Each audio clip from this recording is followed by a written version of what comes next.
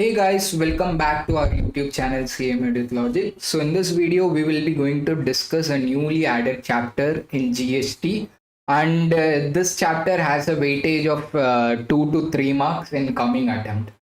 So before starting this chapter, let me say that we have compiled the entire chapter in just 2 pages. These notes you can check it out in our Telegram channel. The link will be given in the description box.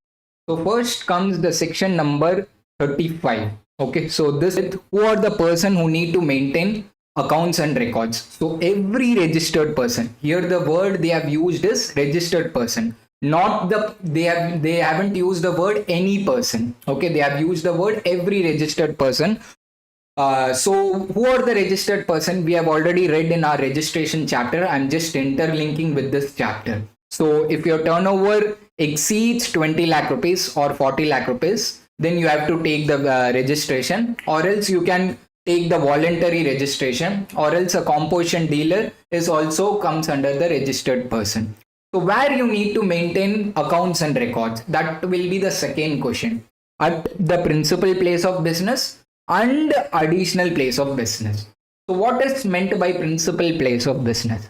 Simple. Principal place of business is the head office, and additional place of business is the branch office. Okay, that's it. Then how you need to maintain books of accounts? You can maintain in physical copy mode or in electronic form. If you are maintaining electronic form, you need to authenticate it by digital signature, and you need to have a proper backup of records. Remember it. If you are maintaining through electronic form, then only you need to have a proper backup of records. And whenever the jurisdictional officer, that is nothing but GST officer, demands, you need to provide the hard copy as well as electronically you need to provide all the documents along with the passwords and the codes. So no records is to be erased or overwritten. So there is a time limit up to which you need to maintain books of accounts. We will be discussing it later on. Okay, now comes an important word. You can take it from the section itself. What is meant by accounts and what is meant by records? Okay, so accounts are nothing but multiple transactions, whereas records and documents are nothing but a single document or a single transaction can be termed as records and document. For example, the lease agreement can be called as a document, lease document. Okay, so whereas accounts act as a multiple transaction. Okay, so production of goods, the maintain unit production of goods, inward and outward supply of goods and service, stock related you need to maintain accounts, output tax payable, how much ever output tax payable or paid, you need to maintain accounts. Then ITC availed, how much ITC you are availing on the purchase. So for a composition scheme person, those who are opting for composition scheme, they don't need to maintain these three types of records. One is stock records, another is output tax paid or payable, and the third is input tax credit. Input tax credit availed. Okay, you think it logically, a composition scheme person who is paying tax 1% or 5% or something, so they are not taking any sort of credit. Since they are not taking any sort of credit, they don't need to maintain any sort of records also. That is very logically speaking. Okay, then comes what is meant by records and documents. So what are all records and documents you need to maintain? Whenever you are importing any goods or exporting any goods or services, you need to maintain those accounts and records. Then whatever tax is paid under RCM, those type of accounts you need to maintain. You are paying tax under RCM under section number 9(3). Those type of accounts you need to maintain. Then comes whatever advance you are receiving it. Focus on the word receiving, or you are paying it. Okay, or paid. Advance received or advance paid. All those adjustment related documents you need to maintain. Then comes the name and address of supplier or recipient. All those records you need to maintain. Okay, here comes a simple note. Let us understand with an example. Let me just read it out once, then we'll take an example and we'll understand. If goods found anywhere else, then it will be deemed as supply and tax will be payable on it. Okay, what does this mean? What does this note mean? Let us understand with an example. There is a one supplier called BP, there is another supplier called Shyam, and there is one recipient called Ram. Okay, so first of all, this BP is supplying to the Shyam, and later on the Shyam is supplying to the Ram. Okay, so since Shyam has went for a Goa trip along with his family and friends, so what he said is he called the BP and he said that I am out of station and I won't be able to collect the goods. You just give it to the Ram. Later on, I will going to collect from him. He has said it. Okay. So BP now, he transported all the goods to the Ram, and the later point of time, Ram will be shifting all the goods to the Shyam.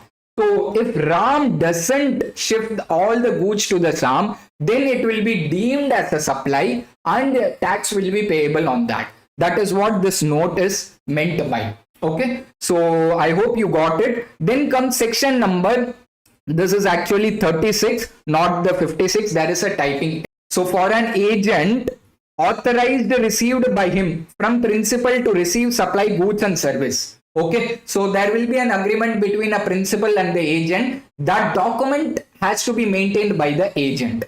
This is what this section number 36 says. Okay, then comes a particulars including description, value, quantity, wherever applicable of goods and service received on behalf of every principal.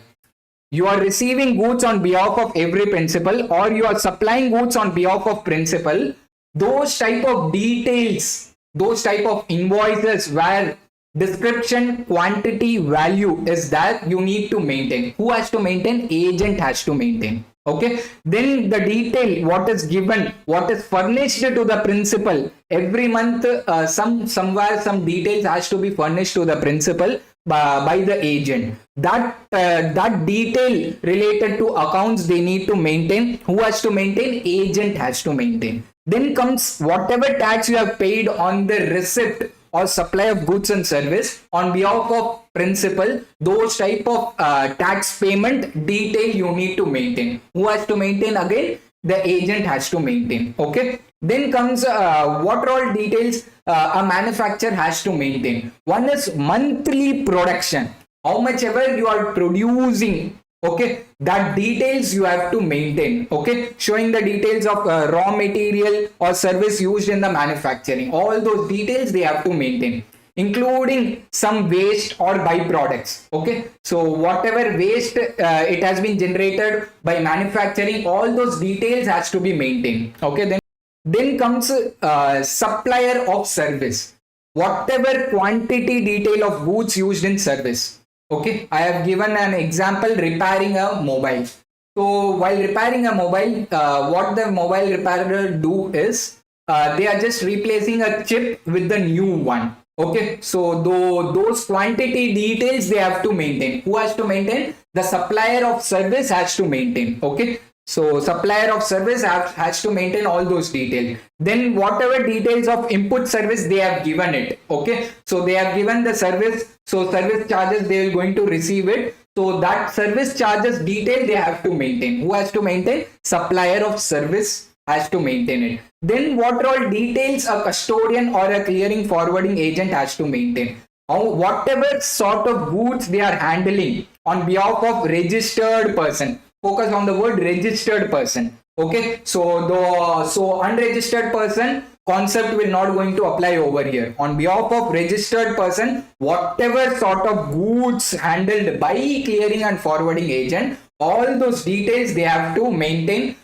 in the books of accounts. Okay, custodian and the clearing and forwarding agent has to maintain all the books and accounts details, and whenever the proper officer requires, they have to produce them. Okay. Works of contract. Okay, here I have given a simple chart. You can just remember this chart and you will be able to recall all the 5 points. Okay, so let us take an example and we'll understand all the 5 points using this picture, and you can imagine this picture and you can able to recall all the 5 points. So here comes a supplier, here comes a contractor, and this is you. Okay, so the supplier is supplying the goods.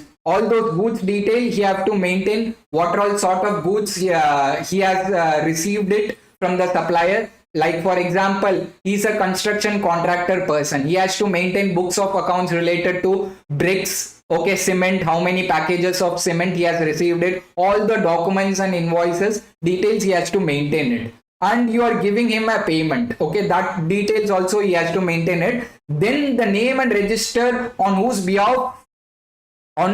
behalf work is executed, that details also he has to maintain. Who has to maintain? The contractor has to maintain. So then comes the supplier, his name and address has to be maintained by the contractor. Then from the goods, how much ever he has received it, how much goods he has utilized it, all those details he has to maintain it. Okay, so let us read it once, so that you can able to if you are able to imagine this picture, you will going to recall all the points. Okay, so name and address of the person on whose behalf work is executed, that is you, and details of goods and service received, how much ever goods and service you are receiving it, how much ever goods and service you are receiving it, out of that how much you have utilized in the contract, those all details need to be maintained by the contractor.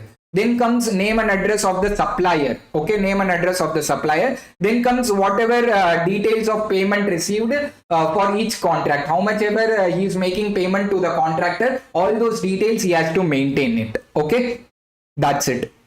We have covered all the 5 points using this single pick. If you imagine this single pick in your mind, you will be able to recall and write all the 5 points.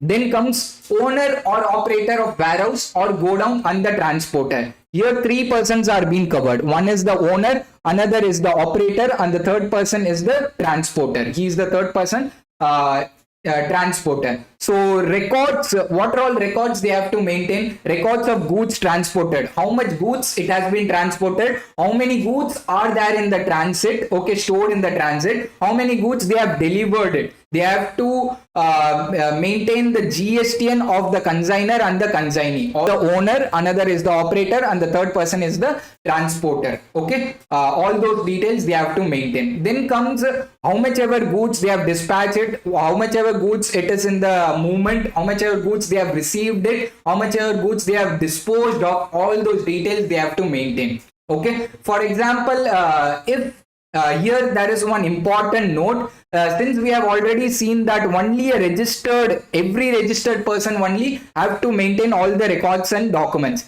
but whereas here comes an exception to this point, where an owner or operator of warehouse or transporter who is unregistered, okay, but still they have to maintain the records by obtaining a unique enrollment number. They can apply this unique enrollment number in the GST portal, and they have to maintain books of accounts. Okay, so even they are unregistered person, still they have deals with period of retention of accounts, up to when you need to retain those books of accounts. This can be framed in MCQ or in question answer as well, so please be cautious about it. So till expiry of 72 months from the due date of furnishing annual return. Okay, already read in our auditing that 7 years you have to maintain audit report. Okay, so here the period is 72 months from due date of filing annual return.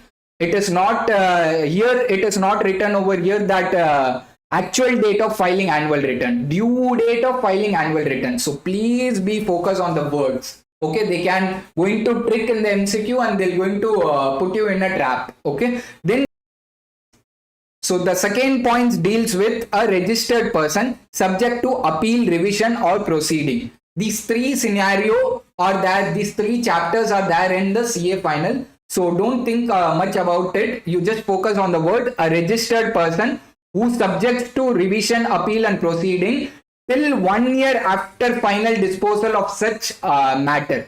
For example, a person has went for an appeal on 6/2/2013. Okay, and the final judgment order came on 6/2/2024. So he has to maintain all those related documents. Okay, all the final copy, final disposal copy of the document, they need to maintain till 6/2/2025. This is what this section says. Okay, then or else, or 72 months from the due date of filing annual return, whichever is later. Here the word they have not used earlier, so please do focus on it. Okay, then there is one clarification that in case of auction of tea, coffee or rubber, okay, no need to maintain at additional place of business, even if you are maintaining at principal place of business, by giving an intimation to the jurisdictional officer in writing. You have to intimate to the jurisdictional officer in writing, then you don't need to maintain at the additional place of business. There is one exception they are given. Okay, above we have read it that we need to maintain at principal place of business and additional place of business, whereas in below they have given an exception that in case of auction of tea, coffee or rubber, they don't need to maintain at the additional place of business if they are maintaining at the principal place of business. What they are maintaining? Books of accounts and other records, and they are giving an intimation. There is two conditions, they have to fulfill it. Okay, and they are giving an intimation to the jurisdictional officer in writing. Failure to maintain accounts and records. If you are not, if any person who is not maintaining books of accounts or record, what action can be taken by the GST officer, you need to think. This section deals with that only. Okay, provision of section number 73 and 74, which is there in CA final. So you don't think much about it. This is nothing but demand and recovery. Okay, the GST officer will going to demand recovery penalty. He will going to impose it, and he will going to recover all the GST amount. Okay, so provision of section number 73 and 74 will going to apply. This 73 and 74 is not there in intermediate. Okay, you are not maintaining or accounting goods and services, then it will be treated as a deemed supply and tax will be payable on that, which we have already discussed it above. Okay, so we have covered all the points, and this 2-page chart book we are made it available in our Telegram channel. So the link is given in the description box. So if you like it, do like our channel and do subscribe our channel and click the bell icon. You will get all the updates and notification. We will be next uploading TDS and TCS chapter. Okay, thank you so much for watching the video. Jai Hind.